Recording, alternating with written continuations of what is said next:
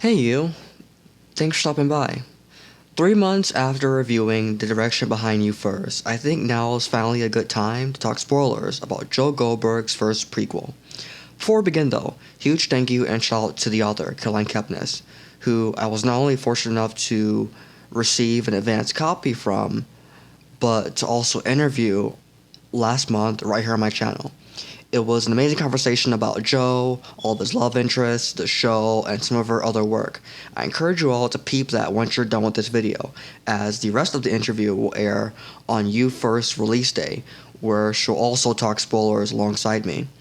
And if that's not enough to keep you busy in the meantime, feel free to also check out my review of The Dark Face of Love, Beck's book, which I reviewed using the actual prop from the show. As you can see, You has been very prominent on my channel this year, and while it's not what I entirely expected, I'm genuinely grateful for everything that's come from it. And now, without further ado, let's talk spoilers. Right off the bat, I'm really glad we can finally talk about this book openly. If For You and Only You sparked conversation, You First is going to spark a completely different kind of conversation. This book feels like an early 2000s time capsule. It strips Joe of the modern tools that made him so effective later on. No smartphones, no social media shortcuts. The world feels smaller, slower, and more grounded. And that's not a weakness. That's actually the story's biggest strength, because what we immediately learn is that Joe has always been this way. He's always watched women, always imagined possibilities, always talked himself into approaching, and then talked himself out of it. That loop defines him early on, not because he doesn't want love, but because he hasn't experienced it yet. And that distinction matters more than it seems.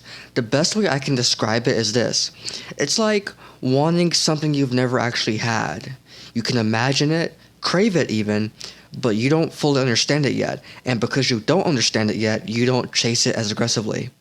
But once Joe gets a real taste of love, once he understands what it feels like to be seen, to be chosen, that's when everything changes. That's when the curiosity turns into obsession.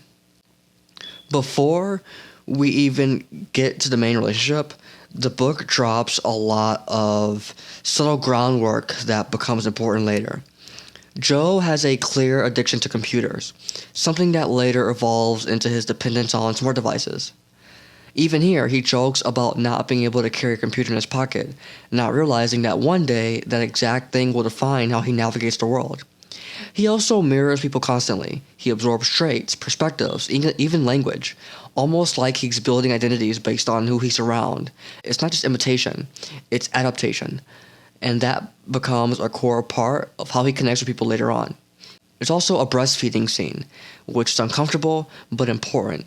Joe watches not out of lust, but because he finds it soothing, and when he awkwardly compliments the woman, she actually responds positively. And that matters more than it seems, because it reinforces something dangerous. Joe doesn't always recognize when he's crossing a line, and when he gets validation for it, it blurs that line even further. It tells him in a very subtle way that his instincts might be okay, even when they're not. Now, the story really kicks off with a Misconnections post. For those who don't know, Misconnections was essentially an early internet message board where people would try to reconnect with someone they met briefly in real life. You describe the interaction, leave identifying details, and hope that person saw it. It's such a perfect early 2000s concept, and it fits Joel's world perfectly. Because instead of direct communication, it's built on interpretation, imagination, and projection, which is exactly how Joe operates. And it becomes his first real you. And the twist is, instead of him chasing someone, she comes back to him. And that's how we meet Vail. Before we fully dive into Vail, the book gives us some of the most important backstory we've ever gotten on Joe. Miss Frescator, his second-grade guidance counselor, is heavily implied to have crossed a serious line with him. The book doesn't spell it out in graphic detail, but the framing, the behavior, and Joel's reaction make it clear that something deeply inappropriate happened. And that moment carries a lot of weight, because it suggests that Joel's understanding of intimacy, trust, and validation was distorted at a very early age, in a way that he couldn't process or articulate. It's not just confusion, it's damage that he doesn't fully recognize as damage. Then there's Mooney. Mooney doesn't just take Joe in, he shapes him. He reinforces negative interpretations of women, constantly framing them as deceptive, harmful, or untrustworthy. He reminds Joe that his mother didn't love him, that he's been wronged, that the world has treated him unfairly. And over time, Joe internalizes that. He literally refers to Mooney as the enemy of love. And when you really sit with that line, it explains a lot about why Joe struggles to accept love, even when it's right in front of him. Now we get to Vail. She's older, more experienced, and far more put together than Joe. She works in television, she has ambition, she has direction, and she actively helps Joe build structure in his own life. But she also comes with complications. Her fallout with Aunt Jeanette is one of the most telling stories in the book. The moment where they watch Coyote Ugly together and realize they represent two completely different paths in life acts as a mirror. Because Joe isn't that different from Aunt Jeanette. He's more grounded, more limited in ambition outside of love, and that creates a mismatch with Vail that's easy to overlook at first, but becomes more obvious over time. And then there's Dick. Dick starts off as an annoyance, but slowly becomes something bigger. There are 3 major red flags. First, he inserts himself into Vail and Joe's relationship early, even tagging along on dates like it's nothing. Second, his personality. He's openly misogynistic, manipulative, and Vail keeps him close. That says a lot about her, whether Joe wants to acknowledge it or not. Third, he teaches Joe how to play the game, quote-unquote, and this is where things really shift. Because Dick shows Joe a version of himself that works. More confident, more assertive, more performative, and even though Joe goes back and forth on it, this becomes part of his long-term blueprint. This is where the naive Joe starts evolving into the version we recognize later. The one who can blend sincerity with tragedy. And then everything flips. And I want to add that the reason why that last one is a red flag, playing the game, is because Vail is receptive to that. And in a way that helps Joe. Which screams, this is a girl that is used to getting played with and lets herself get played with. But anywho, Joe discovers that Vail and Dick have been involved the entire time. He wasn't the main story, he was the side story. And that realization reframes everything we've seen up to that point.